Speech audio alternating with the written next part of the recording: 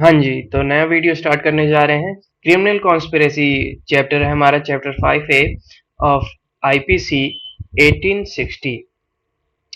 तो आईपीसी का chapter 5A discuss करेंगे, जिसका नाम है क्रिमिनल कॉन्स्पिरेसी। इसमें दो ही सेक्शंस हैं, section 120A and section 120B।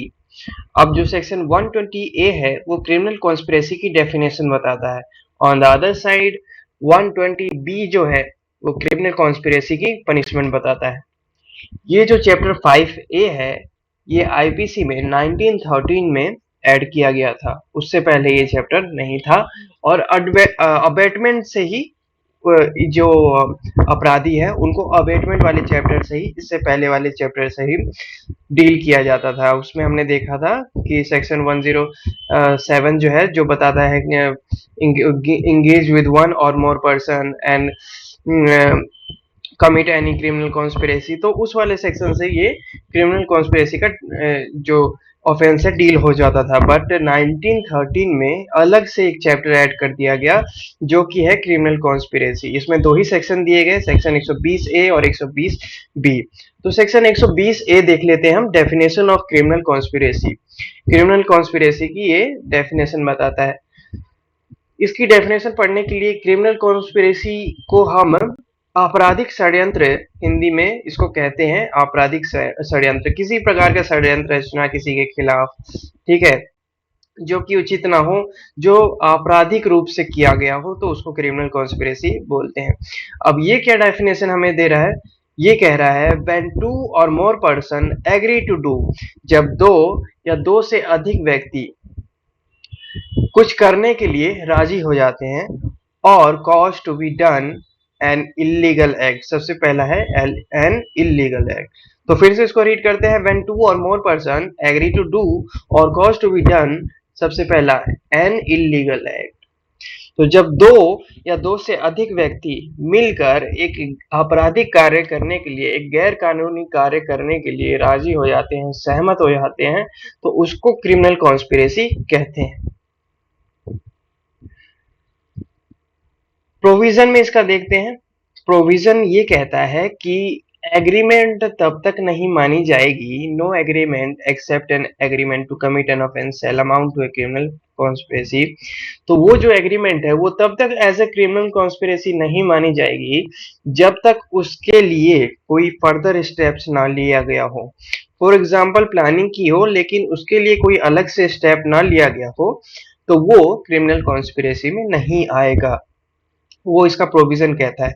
But इसके एग्जाम्पशंस भी हैं। कुछ केसेस में ऐसा भी होता है कि मात्र सोच लेने से, उसको डिस्कस कर लेने से वो क्रिमिनल कॉन्स्पिरेसी में आ जाता है, तो दूसरी चीज है। बट यहाँ ओवरऑल देखा जाए तो ये कह रहा है कि वो एग्रीमेंट तब तक क्रिमिनल कॉन्स्पिरेसी नहीं कहलाएगा जब तक उसके लिए कोई आगे का स्टेप ना लिया गया हो। इसको उदाहरण के तौर पे समझते हैं कि ए और बी एक जगह खड़े होकर सड़क पर ये प्लान करते हैं कि जेड जब साइकिल से जा रहा होगा तो उसके साइकिल को पंचर कर देंगे, हम कील नीचे बिछा देते हैं, उसकी साइकिल को पंचर कर देंगे और उसको परेशान करेंगे, जेड को। जब जेड वहां से गुजर रहा होता है तो ये दोनों वो कील डालते ही नहीं है, ठीक है, ये बस डिस्कस करके रह जाते हैं। तो ऐसे में जेड जो है वो अपना निकल जाता है। तो इसमें क्या है, इसमें हमने देखा कि उन्होंने कोई एक्ट आगे किया ही नहीं, डिस्कस कर लिया और कोई एक्ट आगे नहीं किया, तो ये नेग्लिजिबल है, इसको एज एन ऑफेंस नहीं कहेंगे, ठीक है, मात्र डिस्कस कर लेना। तो दोनों अलग अलग सिचुएशंस हैं, केस के ऊपर एंड सिचुएशंस के ऊपर डिपेंड करता है कि कौन सा एक्ट इलीगल एक्ट है, कौन सा एक्ट इलीगल एक्ट नहीं है, किस बात को सोचने सोचने के लिए पनिशमेंट नहीं होगी, और किस बात को सोचने से ऑफेंस नहीं कहलाएगा, और किस बात को सोचने से ऑफेंस कहलाएगा, तो वो तो मैटर ऑफ द केस है, वो दूसरी चीज है। बट ओवरऑल ये कहता है, इसको फिर से हम एक बार डिस्कस कर लेते हैं कि क्रिमिनल कॉन्स्पिरेसी क्या होती है। जब दो या दो से अधिक व्यक्ति मिलके किसी आपराधिक कार्य को गैर रूप से इलीगल एक्ट करने के लिए राजी हो जाते हैं, तो उसको क्रिमिनल कॉन्स्पिरेसी कहते हैं, ठीक है। और प्रोविजन ये कहता है कि वो एग्रीमेंट तब तक क्रिमिनल कॉन्स्पिरेसी नहीं कहलाएगा जब तक उसके लिए कोई आगे का स्टेप न लिया गया हो। सेक्शन 120 बात करता है पनिशमेंट ऑफ क्रिमिनल कॉन्स्पिरेसी। ठीक है, आपराधिक षड्यंत्र का जो सजा अवधि है वो क्या रहेगी। तो इसको दो सेक्शंस हैं, इसमें दो सब सेक्शंस हैं। सबसे पहला पढ़ते हैं, whoever is a party to a criminal conspiracy to commit an offense punishable with death, imprisonment for life, or rigorous imprisonment for a term 2 years or above shall, where no express provision is made in this code for the punishment of such a conspiracy, be punished in the same manner as if he had abetted such offense। तो यहाँ पे ये कह रहा है कि जब भी कोई व्यक्ति किसी क्रिमिनल कॉन्स्पिरेसी में कोई क्रिमिनल कॉन्स्पिरेसी करेगा, ऐसा षड्यंत्र रचेगा जिस अपराध की जो सजा है वो तो या तो मृत्यु हो, या तो आजीवन कारावास हो, या 2 साल या 2 साल से अधिक कठोर कारावास की सजा हो। तो ऐसी सिचुएशन में क्या होगा, वो एज एन अबेटर मान लिया जाएगा कि उसने ही वो एक्ट अबेट किया है और उसके अकॉर्डिंग उसको पनिशमेंट मिलेगी। तो यहाँ पे लिखा है if he had abetted such offence, तो उसने अगर वो दुष्प्रेरण किया है उस अपराध का तो उस हिसाब से उसको पनिशमेंट मिलेगी।